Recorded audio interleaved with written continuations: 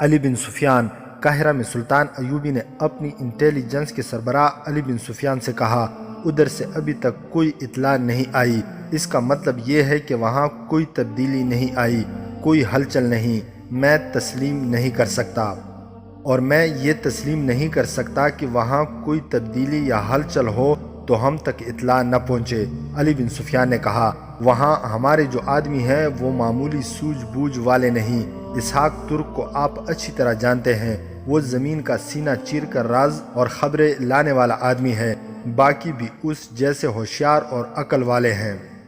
صلیبی ان واقعات سے ضرور فائدہ اٹھائیں گے جو اس طرف رونما ہوئے ہیں۔ سلطان ایوبی نے کہا، بالڈوین اپنے فرنگی لشکر کے ساتھ حلب اور موصل کے ارد گرد موجود ہے، مگر الملک الصالح مر گیا ہے۔ علی بن سفیان نے کہا، اب حلب کا حکمران عز الدین ہے، وہ صلیبیوں کے ہاتھ آنے والا نہیں۔ علی، سلطان ایوبی نے قدر حیرت سے کہا، تم بھی خوش فہمیوں میں مبتلا ہو رہے ہو۔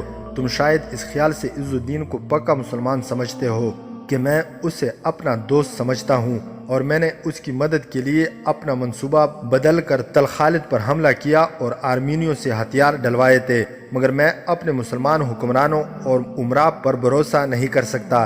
عز الدین ہمارا اتحادی ہو سکتا ہے، اس کے امراء وزراء میں صلیبیوں کے بہی خواہ موجود ہیں۔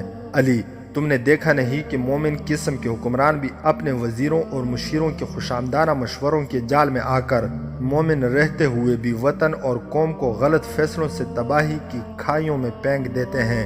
میں مشیروں کے خلاف نہیں، یہ قرآن پاک کا حکم ہے جو رسول اکرم صلی اللہ علیہ وآلہ وسلم کو خدا نے دیا تھا کہ فیصلے سے پہلے مشورہ کر لیا کرو، مگر حکمران میں اتنی عقل ہونی چاہیے کہ مشورہ دینے والوں کی نیت اور کردار کو سمجھے۔ خوشامد حکمرانی کے نشے کو اور تیز کرتی ہے۔ ایک وقت آتا ہے کہ حکمران خوشامدیوں کی سریلی لوریوں سے میٹھی نیند سو جاتا ہے۔ سوئے ہوئے ذہن والا حکمران کتنا ہی غازی اور زاہد کیوں نہ ہو، قوم اور وطن کو لے ڈوبتا ہے۔ یہی خطرہ مجھے عز الدین کی طرف سے نظر آ رہا ہے۔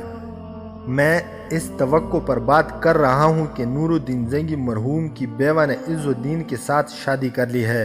علی بن سفیان نے کہا، آپ تک یہ اطلاع پہنچ چکی ہے کہ محترمہ رضی خاتون نے یہ شادی صرف اس لیے قبول کی کہ حلب اور موصل کی امارتیں اور ان کی فوجی ہماری اتحادی رہیں۔ اس خاتون کو شادی کی اور کیا ضرورت ہو سکتی تھی؟ اس کے باوجود مجھے شک ہے، سلطان ایوبی نے کہا، اور میرے شک کی وجہ یہ ہے کہ عز الدین صلیبیوں کے خطرے کی براہ راست زد میں ہے۔ وہ اپنے تحفظ کے لیے بھی صلیبیوں کا درپردہ اتحادی بن سکتا ہے۔ مجھے وہاں کی اطلاع جلدی ملنی چاہیے۔ تم میری آنکھیں اور کان ہو علی، میں نے اندھیرے میں کبھی پیش قدمی نہیں کی۔ کچھ دن اور انتظار کر لیا جائے، علی بن سفیان نے مشورہ دیا۔ میں زیادہ دیر انتظار نہیں کروں گا، سلطان ایوبی نے کہا، تم جانتے ہو میں نے فوج کو تیاری کا حکم دے رکھا ہے۔ یہ تمہارے سامنے کی بات ہے کہ میں دن رات فوج کی جنگی مشقیں کرا رہا ہوں۔ راز کی یہ بات بھی سن لو کہ میں حلب اور موصل کی طرف نہیں جاؤں گا۔ میرا ہدف اب بیروت ہوگا۔ میں اب دفاعی جنگ نہیں لڑوں گا۔ حلب وغیرہ کے علاقوں میں اپنی فوج لے جانے کا مطلب یہ ہوگا کہ میں ان علاقوں کی دفاع کے لیے جا رہا ہوں۔ اب میرا اندازہ جارحانہ ہوگا۔ بیروت فرنگیوں کا دل ہے۔ ٹانگوں اور بازوؤں پر وار کرنے کے بجائے کیوں نہ ہم اپنے دشمن کے دل پر ایک ہی وار کر کے ختم کر دے۔ اب میں قوم اور فوج کو جارحیت کی تربیت دے رہا ہوں۔ اپنے علاقوں میں لڑتے رہنے سے ہم بیت المقدس تک کبھی نہیں پہنچ سکتے۔ معلوم کرو علی، معلوم کرو، وہاں سے ابھی تک کوئی اطلاع کیوں نہیں آئی؟ مجھے دو راز درکار ہیں، ایک یہ کہ بیروت میں فرنگی فوج کی سرگرمیاں کیا ہیں اور حلب میں عز الدین کی نیت کیا ہے۔ کیا ہم ایک اور خانہ جنگی کی طرف تو نہیں بڑھ رہے؟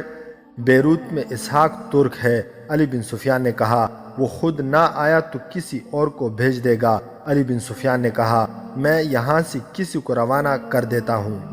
میں زیادہ دن انتظار نہیں کر سکتا علی، سلطان ایوبی نے کہا، یہاں سے کسی کو روانہ کرو گے، وہ جائے گا، وہاں کے حالات معلوم کرے گا اور واپس آئے گا۔ اس میں کم از کم 3 مہینے لگ جائیں گے۔ چند دنوں تک فوج کو کوچ کا حکم دے دوں گا۔ تو آپ اندھیرے میں پیش قدمی کریں گے؟ علی نے پوچھا۔ چھاپاماروں کو ہراول دستے سے بہت آگے اور پھیلا کر رکھوں گا۔ ایوبی نے کہا، میں اللہ کے حکم سے اللہ کی سرزمین کی آبرو کی خاطر جا رہا ہوں، میں اپنی سلامتی کے لیے مصر میں آرام سے نہیں بیٹھ سکتا۔ یہ اپریل 1182 کے دن تھے جب سلطان ایوبی اور علی بن سفیان ان جاسوسوں میں سے کسی کا انتظار بے تابی سے کر رہے تھے جو انہوں نے صلیبیوں کے مقبوضہ مسلمان علاقوں اور حلب وغیرہ میں بھیج رکھے تھے۔ آپ پیچھے سن چکے ہیں کہ اس سے 2 ماہ قبل نور الدین زنگی مرحوم کا بیٹا الملک الصالح جو والی حلب بن کر سلطان ایوبی کے خلاف ہو گیا تھا، مر گیا تھا۔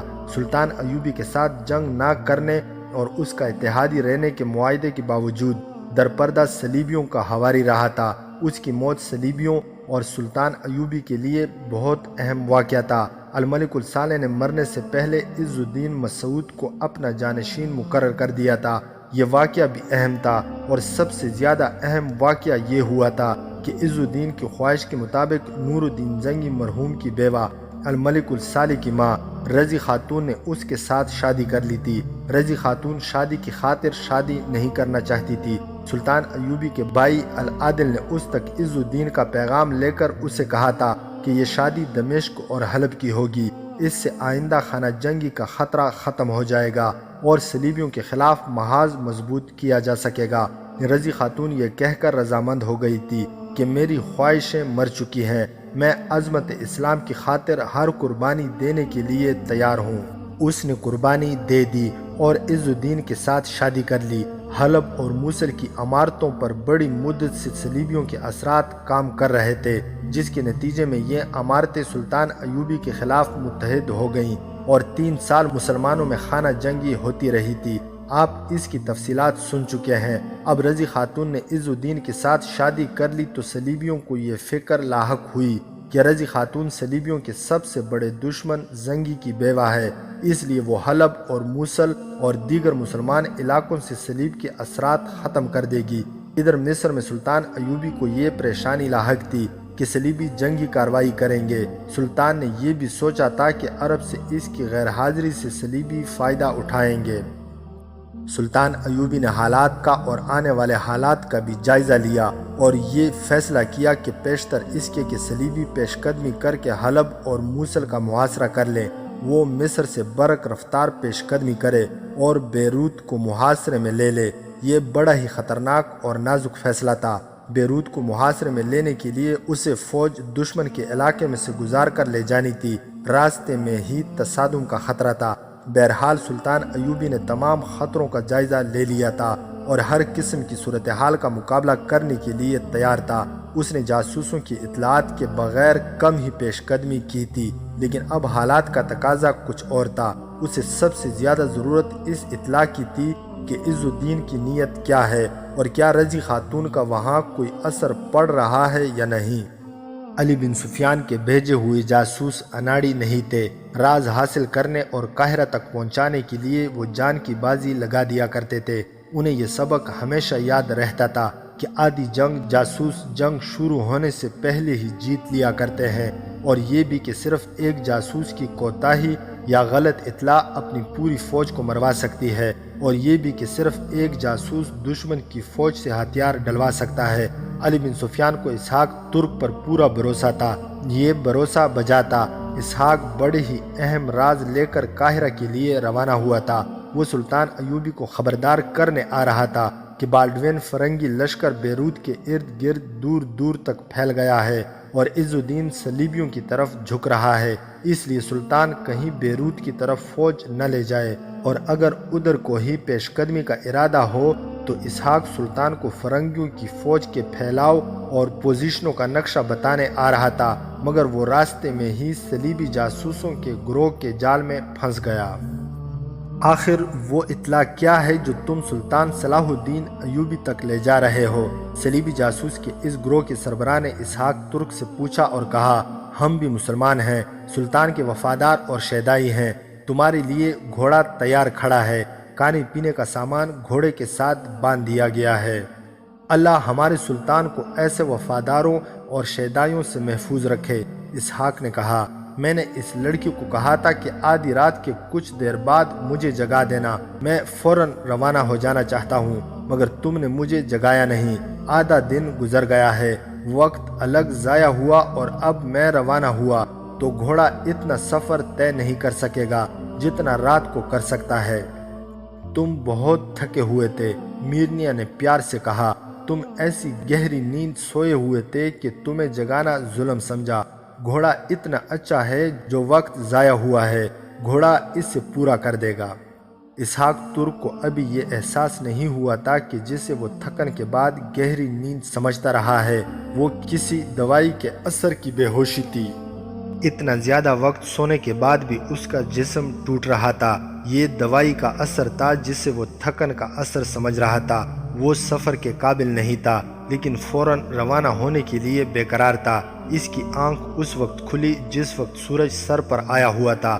جاسوسوں کا سربراہ اور میرنیا اس کے ہوش میں آنے سے پہلے ہی اس کے پاس بیٹھ گئے تھے۔ اس کی آنکھ کھلی تو اس کے ساتھ باتیں کرنے لگے۔ انہوں نے ایسی باتیں کی جن سے اسحاق ترک کو ان پر ذرا سا بھی شبہ نہ ہو۔ وہ انہیں مسلمان سمجھتا رہا لیکن وہ ان کے اس سوال کا جواب دینے سے گریز کر رہا تھا کہ وہ سلطان ایوبی کے لیے کیا اطلاع لے کے جا رہا ہے۔ سربراہ باہر نکل گیا۔ یہ اشارہ تھا کہ میرنیا اسے اپنے جادو سے رام کرے۔ اس دلکش لڑکی نے اس کے جذبات کو مشتعل کر دینے والے انداز سے کہا کہ وہ اسے دل و جان سے چاہنے لگی ہے، اور بھی بہت کچھ کہا۔ قاہرہ چل کر عشق محبت کے لیے وقت نکال سکوں گا، اسحاق نے کہا۔ اگر تم مجھے دل و جان سے چاہتی ہو تو مجھے اپنا فرض ادا کرنے میں مدد دو۔ وہ اٹھ کھڑا ہوا اور خیمے سے نکل گیا، کہنے لگا، مجھے فوراً گھوڑا دو، کچھ کھا پی لو۔ میرنیا نے اسے بازو سے پکڑ کر خیمے میں واپس لے جاتے ہوئے کہا، میں تمہیں بھوکا پیاسا تو نہیں جانے دوں گی۔ وہ اسحاق سے بغلگیر ہو گئی، مگر اسحاق کو فرض نے پتھر بنا دیا تھا۔ میرنیا نے اسے بٹھایا اور خیمے کے دروازے میں جا کر بلند آواز سے کہا، کھانا فوراً لاؤ، وقت نہیں ہے۔ باربرا کھانا لے آئی اور اسحاق کے آگے رکھ کر پیچھے ہٹ گئی۔ میرنیا اسحاق کے پاس بیٹھی تھی اور باربرا ادھر جا کھڑی ہوئی جدھر میرنیا کی پیٹھ تھی۔ اسحاق نے کھانا کھاتے ہوئے باربرا کی طرف دیکھا۔ باربرا نے ہاتھ میں چھوٹی سی سلیب چھپا رکھی تھی۔ اس نے یہ سلیب اسحاق کو دکھائی، اپنے سینے پر ہاتھ رکھا، میرنیا کی طرف اشارہ کیا، پھر باہر کو اشارہ کر کے انگلی ہلائی اور انگلی اپنے ہونٹوں پر رکھی۔ وہ خیمے سے نکل گئی۔ یہ اشارہ اتنا واضح تھا کہ اسحاق صاف سمجھ گیا کہ یہ سب صلیبی ہیں اور انہیں کچھ نہیں بتانا۔ وہ چونک اٹھا لیکن استاد تھا، اپنے رد عمل کا اظہار نہ کیا۔ شک پختہ ہو گیا۔ اسے اس سوال کا جواب مل گیا کہ یہ لوگ اس پر اصرار کیوں کر رہے ہیں کہ وہ سلطان ایوبی کے لیے کیا اطلاع لے کے جا رہا ہے۔ تب اسے یہ بھی خیال آیا کہ اسے اپنی نیند پر اتنا قابو تھا کہ ایسی بے ہوشی کی نیند کبھی بھی نہیں سویا تھا۔ اسے جاگتے ہی ناک میں عجیب سی بو محسوس ہوئی تھی۔ وہ جان گیا کہ اسے سوتے میں بے ہوش کر دیا گیا تھا، مگر اسے اس سوال کا کوئی جواب نہ سوجا کہ دوسری لڑکی اسے یہ اشارہ کیوں کر گئی ہے۔ کیا وہ کوئی مسلمان لڑکی ہے جو ان کے جال میں پھنسی ہوئی ہے؟ میرنیا اسے بڑی ہی پیاری باتوں، مسحور کر دینے والی مسکراہٹوں اور اداؤں سے اپنے جال میں پھانسنے کی کوشش کر رہی تھی، اور اسحاق کا دماغ بڑی تیزی سے سوچ رہا تھا کہ وہ کیا کرے اور ان لوگوں سے کس طرح رہائی حاصل کرے۔ اس نے میرنیا سے پوچھا کہ اس قافلے میں کتنے آدمی ہیں۔ میرنیا نے بتا دیا۔ کچھ اور باتیں پوچھی اور کہا، چلو مجھے گھوڑا دو۔ وہ باہر نکل گیا۔ وہ دیکھنا چاہتا تھا کہ باہر کتنے آدمی ہیں اور اس کے نکل بھاگنے کے امکانات کیا ہیں۔ باہر اس نے کوئی گھوڑا نہ دیکھا، جو اسے بتایا گیا تھا کہ اس کے لیے گھوڑا تیار کھڑا ہے۔ میرنیا اس کے پاس آن کھڑی ہوئی۔ گھوڑا کہاں ہے؟ اسحاق نے پوچھا۔ میں دیکھتی ہوں۔ میرنیا چلی گئی۔ تم ٹھیک کہتے تھے، میرنیا نے اپنے سربراہ کو جا کر بتایا۔ یہ شخص پتھر ہے، وہ گھوڑے کے سوا اور کوئی بات نہیں کرتا۔ ہم جو پوچھتے ہیں اس کا نام نہیں لینے دیتا۔ اسے کوئی شک تو نہیں ہوا؟ ابھی نہیں، میرنیا نے جواب دیا، لیکن وہ بتائے گا کچھ بھی نہیں۔ اس کا مطلب یہ ہے کہ تم ناکام ہو گئی ہو۔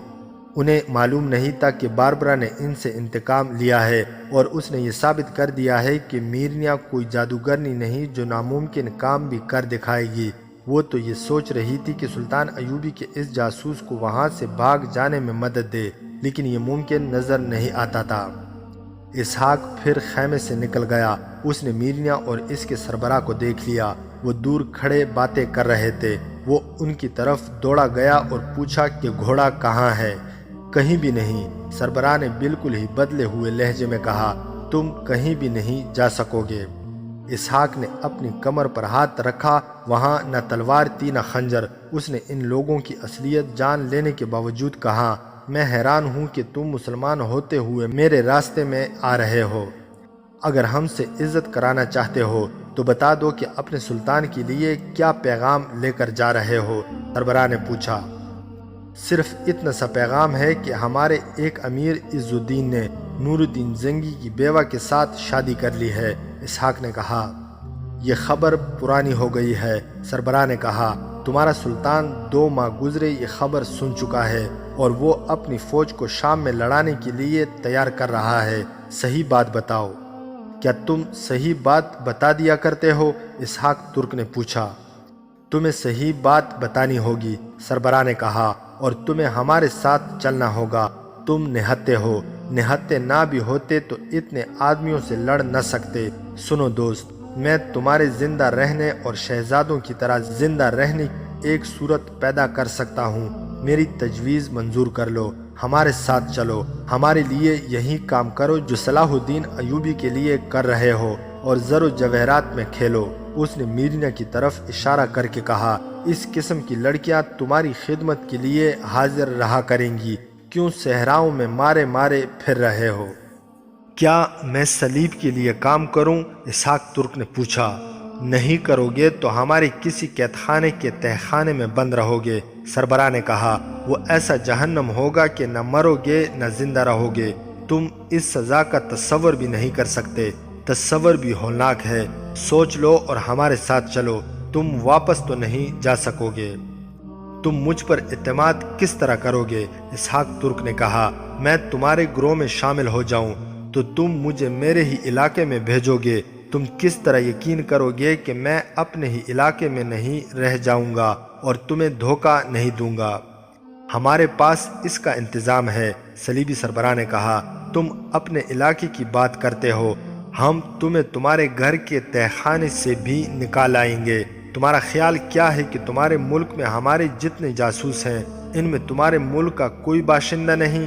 10 جاسوسوں کے ایک گروہ میں صرف 2 آدمی ہمارے اور 10 تمہارے اپنے بھائی ہوتے ہیں۔ ان میں سے کوئی ہمیں دھوکہ دینے کی جرت نہیں کرتا۔ وہ جانتے ہیں کہ ایسی جرت کرنے والے کا انجام کیا ہوتا ہے۔ ہم صرف اسے قتل نہیں کرتے، سب سے پہلے اس کے بیوی بچوں کو ایک ایک کر کے قتل کرتے اور ہر لاش اس کے سامنے رکھ دیتے ہیں، اور جو ہمارے وفادار رہتے ہیں ان کے لیے یہ دنیا بہشت بنی رہتی ہے۔ ان میں سے جو پکڑا جاتا ہے اس کے گھر والوں کے گھر جا کر وہاں ہم نقدی کے انبار لگا دیتے ہیں۔ مجھے سوچنے دو، اسحاق نے کہا۔ یہاں سے کب روانگی ہوگی؟ آج ہی، سربراہ نے کہا۔ آدھی رات کے بعد تم سوچ لو۔ یہ بھی سوچ لینا کہ انکار کے بعد تم آزاد نہیں ہو سکو گے۔ میں جانتا ہوں، اسحاق ترک نے کہا، اور تمہیں یہ بھی بتانا پڑے گا کہ کیا راز لے کے جا رہے ہو، سربراہ نے کہا۔ بتا دوں گا، اسحاق نے جواب دیا۔ میرا ذہن بہت حد تک آمادہ ہو گیا ہے۔ جاؤ، ابھی آرام کرو، سربراہ نے کہا۔ اسحاق ترک خیمے کی طرف چل پڑا۔ 2 ماہ پہلے کا ذکر ہے کہ عز الدین نے نور الدین زنگی کی بیوہ رضی خاتون کے ساتھ شادی کر لی، تو رضی خاتون کو اس شادی کی صرف یہ خوشی تھی کہ وہ عز الدین کو اپنے زیر اثر رکھے گی، اور حلب کی افواج سلطان ایوبی کی افواج کی اتحادی بن جائیں گی۔ خانہ جنگی میں مسلمانوں کی فوجوں کی بڑی ہی کارآمد نفری ماری گئی تھی۔ اتنی زیادہ جنگی قوت ضائع ہوئی جو صلیبیوں کو سرزمین عرب سے نکال سکتی تھی اور فلسطین کو آزاد کرایا جا سکتا تھا۔ رضی خاتون کو توقع تھی کہ عز الدین اسے اپنا مشیر بنا لے گا، مگر شادی کے پہلے روز جب رضی خاتون نے اس کے ساتھ اس قسم کی باتیں کی تو اس نے دیکھا کہ عز الدین کوئی دلچسپی نہیں لے رہا، اس کے انداز میں اکتاہٹ تھی۔ وہ اس کمرے میں سویا بھی نہیں، محل کے کسی اور کمرے میں چلا گیا۔ رضی خاتون نے اس کا یہ رویہ اس لیے برداشت کر لیا کہ اس نے امارت کو ابھی ہاتھ میں لیا ہے، اس لیے مصروف ہوگا اور اس کا ذہن امارت کے جھمیلوں میں الجھا ہوا ہوگا۔ وہ خود امارت کے مسئلوں میں، خصوصاً فوج کے معاملات میں دلچسپی لینا اور کام کرنا چاہتی تھی۔ نور الدین زنگی کی زندگی میں اس نے بہت سے کام کیے تھے۔ اس نے دمشق کی جوان لڑکیوں کو جنگی تربیت دے رکھی تھی۔ وہ صحیح معنوں میں مجاہدہ تھی، اس لیے وہ سلطان ایوبی کی مرید تھی۔ صبح ہوئی تو وہ اپنے کمرے سے نکلی، چہلتی محل کے اندر کچھ دور چلی گئی۔ بہت بڑا محل تھا۔ اس سے دور ایک باغیچہ نظر آیا، اس میں 5-6 جوان لڑکیاں ہنس کھیل رہی تھی۔ وہ ابھی ان سے دور تھی۔ ایک ادھیڑ عمر جس کا چہرہ کرخت سا تھا دوڑی آئی اور رضی خاتون سے کہنے لگی، آپ اپنے کمرے میں چلے جائیں۔ کیوں؟ رضی خاتون نے پوچھا۔ محترم امیر کا یہی حکم ہے، عورت نے بتایا۔ آئیے میں آپ کو وہ جگہ بتاؤں جہاں آپ گھوم پھر سکتی ہیں۔ انہوں نے سختی سے حکم دیا ہے کہ آپ کو ادھر نہ آنے دیا جائے۔ اگر میں یہ حکم نہ مانوں تو کیا ہوگا؟ رضی خاتون نے پوچھا۔ مجھے گستاخی کا موقع نہ دیں، عورت نے التجا کے لہجے میں کہا۔ مجھے آقا کا حکم ماننا ہے اور منوانا بھی ہے۔ ایک اور ادھیڑ عمر عورت آ گئی۔ وہ رضی خاتون کے پاس رک گئی۔ اس نے رضی خاتون کو ساتھ لیا اور اس کے کمرے میں لے آئی۔ کہنے لگی، میں آپ کی خادمہ ہوں اور مجھے ہر وقت آپ کے پاس رہنے کا حکم ملا ہے، اور یہ حکم مجھے بھی ملا ہے کہ آپ کو ایک خاص حد سے زیادہ باہر نہ جانے دیا جائے۔ رضی خاتون سٹپٹا اٹھی۔ اس کی خادمہ نے کہا، آپ گھبرائیں نہیں، میں جانتی ہوں کہ آپ کیا کیا خواب لے کر یہاں آئی ہیں۔ آپ کا ہر خواب ہی رہے گا۔ مجھے اپنا ہمدرد اور ہمراہ سمجھیں۔ اس محل پر صلیبیوں کے گہرے سائے پڑے ہوئے ہیں۔ آپ کا بیٹا ان کے ہاتھ کا کھلونا بنا رہا، اب نیا امیر بھی جو آپ کا خاوند ہے صلیبیوں کا حاشیہ بردار بنے گا۔ یہاں کے بہت سے وزیر اور مشیر صلیبیوں کے زر خرید ہیں۔ صلاح الدین ایوبی کے متعلق لوگوں کی رائے کیا ہے؟ رضی خاتون نے پوچھا۔ کیا اس کا یہاں کچھ اثر نہیں؟ اتنا نہیں جتنا صلیبیوں کا ہے، خادمہ نے رازداری سے کہا۔ محل میں سلطان صلاح الدین ایوبی کے جاسوس موجود ہیں۔ میں خود اسی گروہ سے تعلق رکھتی ہوں۔ آپ کو میں اچھی طرح جانتی ہوں، اس لیے آپ کو بتا دیا ہے کہ میں کیا ہوں۔ میں ابھی آپ کو ساری باتیں نہیں بتاؤں گی۔ آپ عز الدین سے شکایت کریں کہ آپ کو اس نے اس کمرے کا قیدی کیوں بنا لیا ہے۔ وہ تو میں کروں گی، رضی خاتون نے کہا۔ آپ پر اس کی نیت واضح ہو جائے گی، خادمہ نے کہا۔ بعد کے حالات تصدیق کر دیں گے کہ میں جھوٹ نہیں بول رہی۔ حقیقت یہ ہے کہ عز الدین نے آپ کے ساتھ صرف اس لیے شادی کی ہے کہ وہ آپ کو اپنا قیدی بنانا چاہتا، اور وہ سلطان صلاح الدین ایوبی کے ساتھ آپ کا تعلق ہمیشہ کے لیے توڑنا چاہتا تھا۔ وہ آپ کو دمشق سے نکالنا چاہتا تھا۔ دمشق کے لوگ سلطان ایوبی کی حمایتی اس لیے ہیں کہ آپ وہاں موجود تھی۔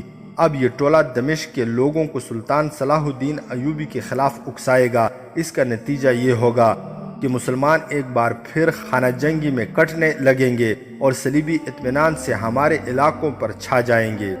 کیا یہ اطلاع سلطان صلاح الدین ایوبی تک نہیں پہنچائی جا سکتی؟ رضی خاتون نے پوچھا۔